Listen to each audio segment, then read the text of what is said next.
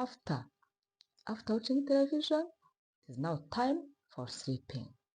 We go to sleep. It is the evening, so we need to sleep. Okay? We go to sleep. Let us say it now in Kinyarwanda.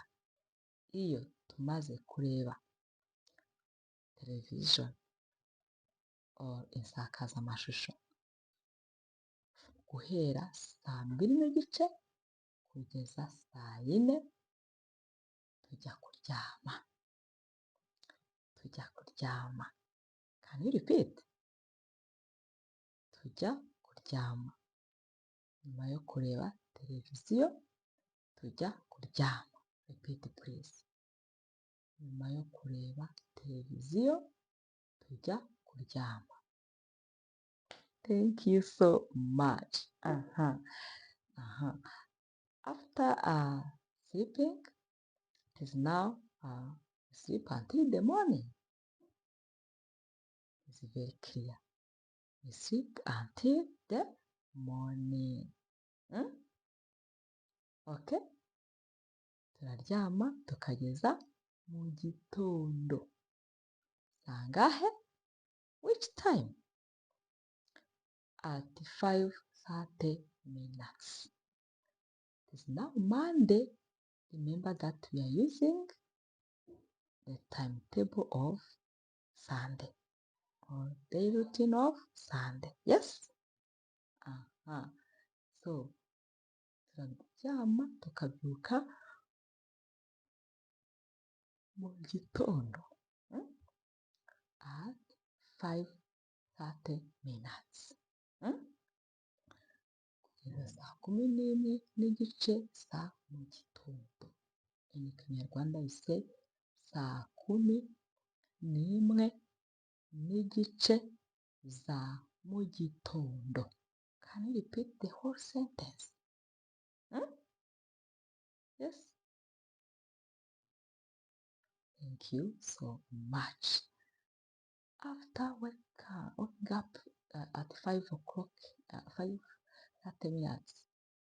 in the morning, what do we do?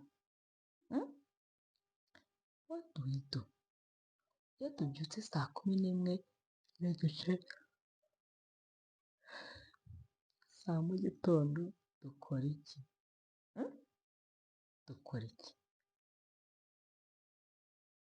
Turasenga. Yes. First of all, we pray.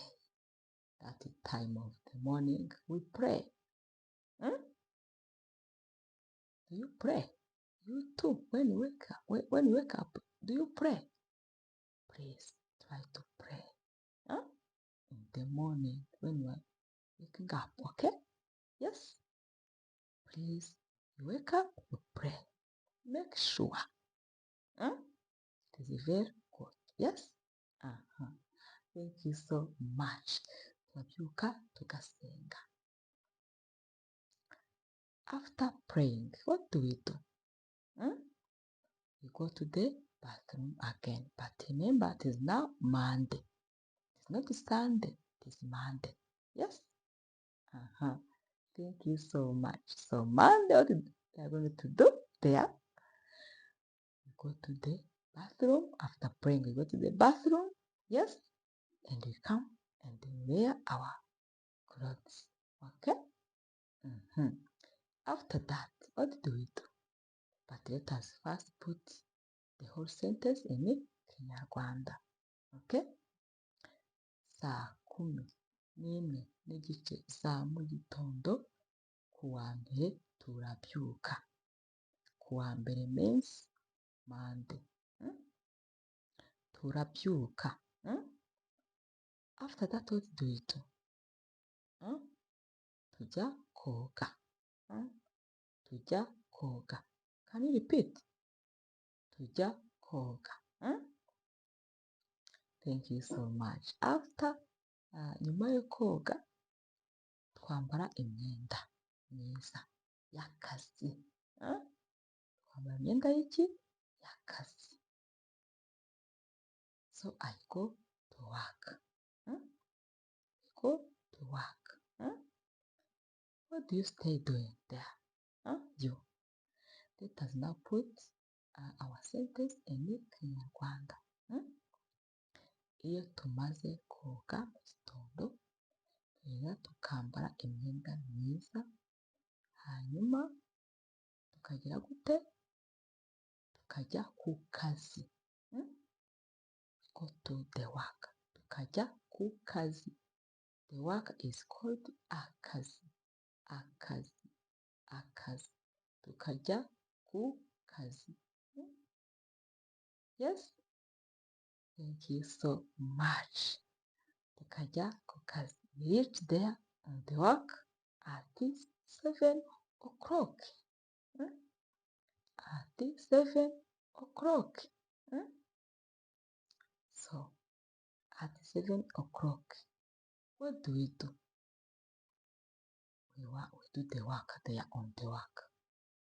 Ikinyarwanda, iyo tubyutse 10:11 tujya koga. Maze koga, tangira guteka. Tangira guteka breakfast. Okay? Yes? Thank you so much. Ageme ngura pozinga. Murakaza gukomerezaho. Yes? Thank you so much. Turasenga iyo tumaze kubyuka 10:11 za mu gitondo turasenga. After praying, we go to the bathroom. As usual, yes, the day of the work is Monday. Yes. We go to the bathroom early morning.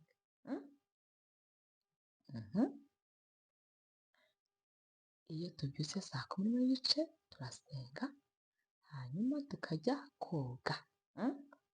Tukajya koga. Yes? Ni kuwa mbere umunsi w'akazi. Yes? Thank you so much. Then what do we do? What's the next? Then we go to work. Tukajya ku kazi. Tukajya hehe? Ku kazi. Tugakora akazi tukageza sangahe? Tukageza 6:00. Tukageza 6:00. Go to work up from 7 up to 12 p.m. 7 a.m. up to 12 p.m. There we have lunch and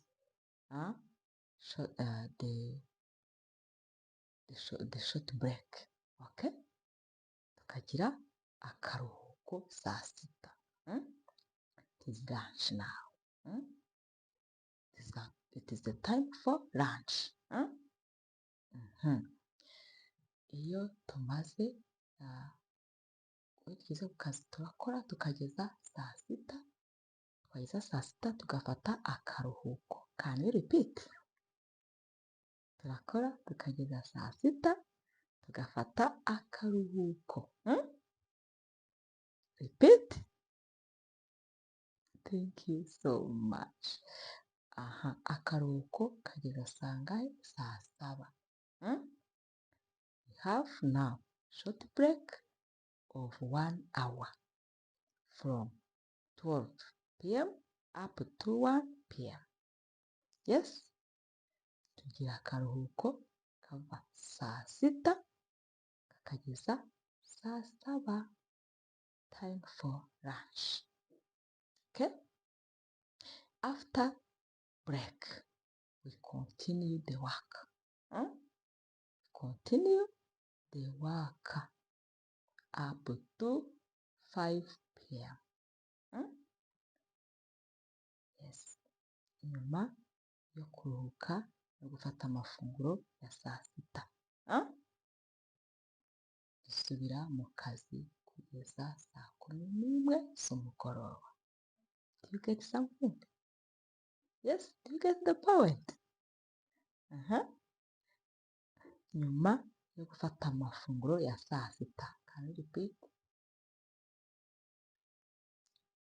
Dusubira ku kazi kugeza saa 11 z'umugoroba. Can you repeat? Iyo tumaze gufata amafunguro ya saa sita, dusubira mu kazi guhera saa 7 tukageza saa 11 z'umugoroba. Thank you so much. So, next, then there we come back home. Now, evening time. Come back home, please. Huh? What do we do after? What do we do when we come home? Huh? What do we do? Huh? Let us first say it in Kinyarwanda. Huh? Iyo tumaze gukora akazi kagejeje saa 11 z'umugoroba, tugaruka mu rugo. Yes? Tugaruka hehe? Mu rugo. Tugaruka mu rugo. Huh? Yes? Repeat.